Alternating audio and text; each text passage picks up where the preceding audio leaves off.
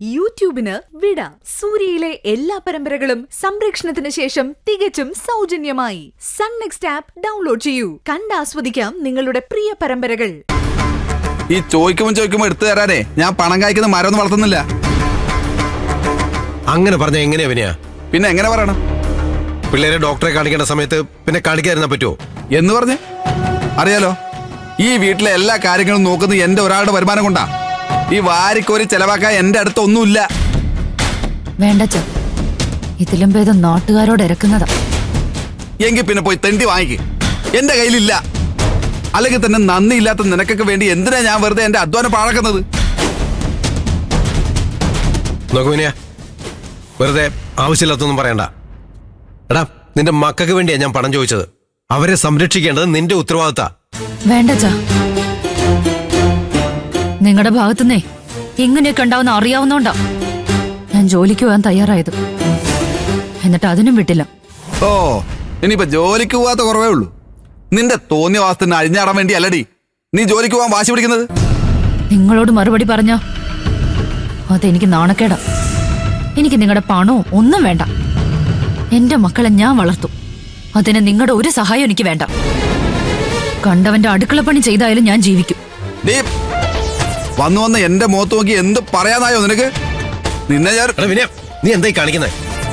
അവള് പറഞ്ഞാലും എന്താ തെറ്റ്? നിന്റെ കുഞ്ഞുങ്ങളുടെ ഒരു ആവശ്യം പറഞ്ഞപ്പോ ഇതാണ് നിന്റെ രീതിയെങ്കിൽ പിന്നെ എന്താ ചീരുമോള് ചെയ്യണ്ടേ? നിന്റെ താല്പര്യം അതൊന്നു മാത്രം ഓർത്തല്ലേ അവള് ജോലിക്ക് പോലും പോകാതിരുന്ന്. ഇത് കഷ്ടമാണ് വിനയ. നിങ്ങൾ ശരിക്കും എന്റെ അച്ഛനാണോ അതോ ഇവരുടെ വക്കീലോ? അതെ, നല്ലത് പറയുന്ന ആരെയും കാണാൻ പാടില്ലല്ലോ. എന്റെ വിധി. അല്ലാതെ എന്തു പറയാനാ? നിങ്ങൾ ഇത്രയും മനസാക്ഷി ഇല്ലാത്ത ആളാന്ന് അറിഞ്ഞിരുന്നെങ്കിൽ ഒരിക്കലും ഞാൻ എന്റെ കുഞ്ഞുങ്ങൾക്ക് ജന്മം നൽകില്ലായിരുന്നു.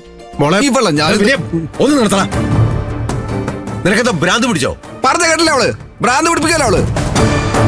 വാ തുറന്ന ഇതുപോലത്തെ വർത്താനേ പറയൂ. മതി വിനയ, നീ കുഞ്ഞുങ്ങളെ ആശുപത്രി കൊണ്ടുപോകാൻ കാശിതാ. ഓ എടാ, നിന്നോടാ പറഞ്ഞേ.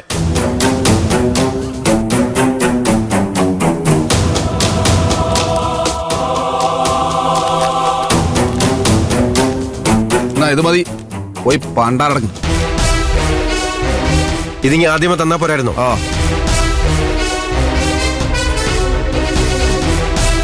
മോളെ വാ.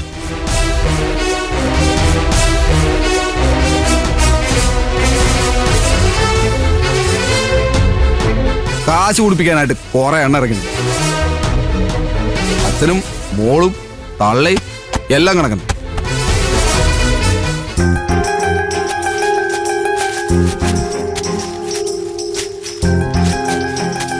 മോളെ,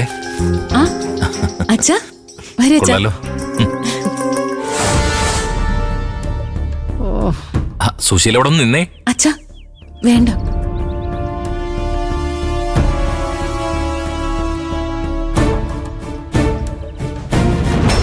അച്ഛാ, അച്ഛൻ ഒരു മതിപ്പും തരാത്ത ഈ വീട്ടിലേക്ക് അച്ഛൻ എന്തിനെങ്ങനെ വീണ്ടും വരുന്നേ?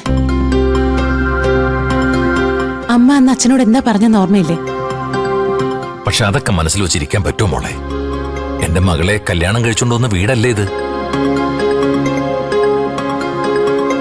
അച്ഛനിപ്പോ വന്നത് ദയയുടെ വളകാപ്പിന് നിങ്ങൾ എല്ലാരെയും ക്ഷണിക്കാനാ. ഈ വീട്ടിൽ വന്നു പറയാതെ നിനക്ക് നിന്റെ അനിയത്തിന്റെ വളകാപ്പിന് പങ്കെടുക്കാൻ പറ്റുമോ? ഇനിയിപ്പോ സുശീല എന്റെ നേരെ തട്ടി കയറിയാലും എനിക്കതൊരു കുഴപ്പമില്ല. 5 പെൺമക്കളുള്ള ഒരു അച്ഛന് കടമ നിറവേറ്റണമെങ്കിൽ ചിലരുടെയൊക്കെ മുമ്പിൽ തല കുനിക്കേണ്ടി വരും.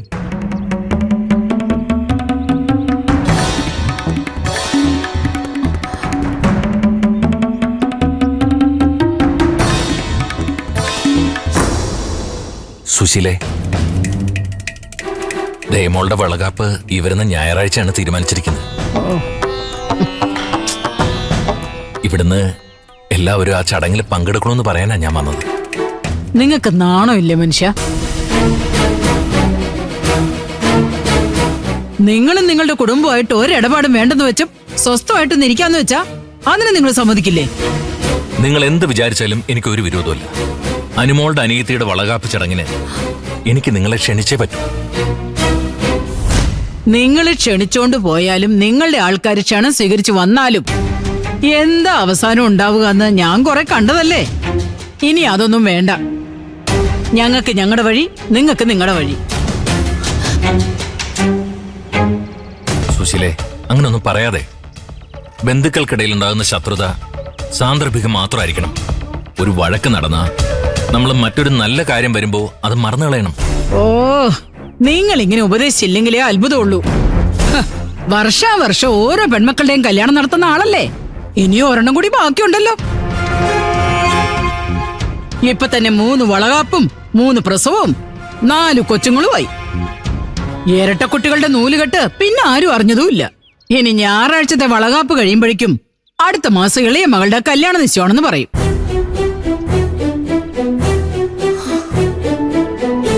പിന്നെ അവളുടെ കല്യാണം, അവളുടെ പ്രസവം, അവളുടെ നൂലുകെട്ട്. അയ്യോ, ഇതിനൊക്കെ എന്റെ മോനെ കൂടി എഴുന്നള്ളിച്ചോണ്ട് പോയാലല്ലേ നിങ്ങൾക്ക് ഇതിൽ എന്തെങ്കിലും ലാഭം ഉണ്ടാവും.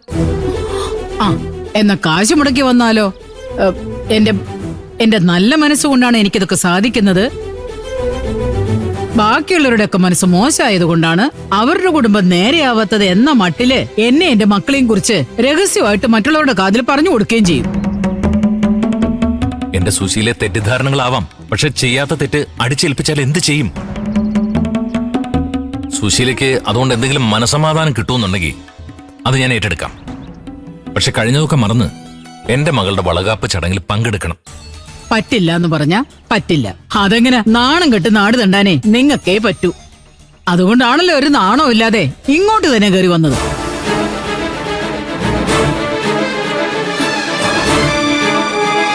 അച്ഛൻ മതി, ഇത്രയും കേട്ടത് മതി.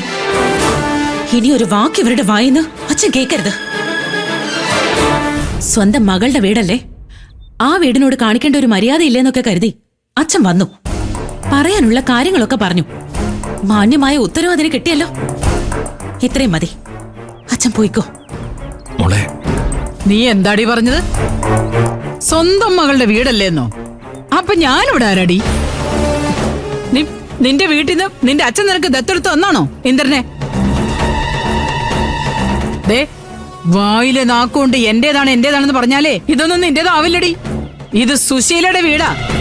എന്നെ ഇവിടുന്ന് പുറത്താക്കി ഈ വീട് നിന്റെ സ്വന്തമാക്കി കളയാവുന്നാണോടി നിന്റെ വിചാരം? അമ്മേ, അച്ഛൻ ഇവിടെ വന്നതും അമ്മയെ കണ്ട് ചടങ്ങിന് ക്ഷണിച്ചതും ഒരിക്കലും ചെയ്യാൻ പാടില്ലാത്ത തെറ്റ് തന്നെയാ. അതിനുള്ള ശിക്ഷ അച്ഛന് കിട്ടുകയും ചെയ്തു. പിന്നെ അമ്മ ഇപ്പൊ പറഞ്ഞ എന്റെ മറുപടി ഞാൻ പറയുമെന്നും അതിൽ കയറി പിടിക്കാമെന്നും അമ്മ ഒരിക്കലും വിചാരിക്കേണ്ട. ഞാൻ മിണ്ടില്ല. കാരണം വേറൊന്നുമല്ല, അമ്മയുടെ അത്രയ്ക്കും തരം താഴ്ന്ന് സംസാരിക്കാൻ എനിക്കറിയില്ല. അതുകൊണ്ടാ. എടി,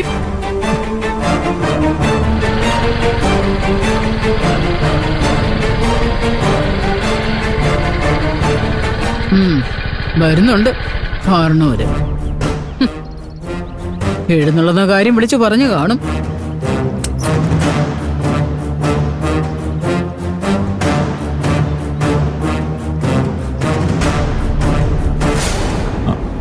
അല്ല, അച്ഛനെന്താ ഇരിക്കാത്തെ? ഇരിക്കാൻ പറഞ്ഞില്ല, അത് തന്നെ. ഇവരുടെ കുടുംബക്കാരുമായിട്ട് ഇനി യാതൊരു ഏർപ്പാടിനും നമ്മളില്ലെന്ന് പറഞ്ഞിട്ടും മൂന്നാമത്തെ മകളുടെ വളകാപ്പിന് ക്ഷണിക്കാൻ വന്നിരിക്കാ നിന്റെ അമ്മേ. അച്ഛൻ പറയൂ, എന്നാ ദേയുടെ വളകാപ്പ്? വരുന്ന ഞായറാഴ്ചയാണ് ഇന്ദിര. ശബരിയുടെ വീട്ടുകാരെ ക്ഷണിക്കും. എന്നാൽ എനിക്കൊരു ഉത്തരവാദിത്വം ഉണ്ടല്ലോ, അതുകൊണ്ട് വന്നു പോയതാ. നിങ്ങളുടെ ഉത്തരവാദിത്വം നിറവേറ്റാൻ വേണ്ടി ഞങ്ങൾക്കിനി നാണം കെടാൻ വയ്യ. ആര് വന്ന് ക്ഷണിച്ചാലും ഇവിടുന്ന് ആരും വരാൻ പോകുന്നില്ല. അമ്മേ, അമ്മയൊന്ന് സമാധാനപ്പെട്ട് നിൽക്കേ. അച്ഛൻ എന്നോടല്ലേ സംസാരിക്കുന്നത്? ആഹാ, നീ ഇപ്പൊ അങ്ങനെ ഇയാളുടെ വാക്കിൽ വീഴണ്ട. ഞാനൊരു തീരുമാനം എടുത്തിട്ടുണ്ട്. ഇങ്ങേരുടെ കുടുംബവുമായി ബന്ധപ്പെട്ട് ഒരു ചടങ്ങിനും ഞാൻ ഇനി ഈ ജന്മത്തിൽ പോകില്ല എന്ന്. അമ്മേ, പോവണ്ട.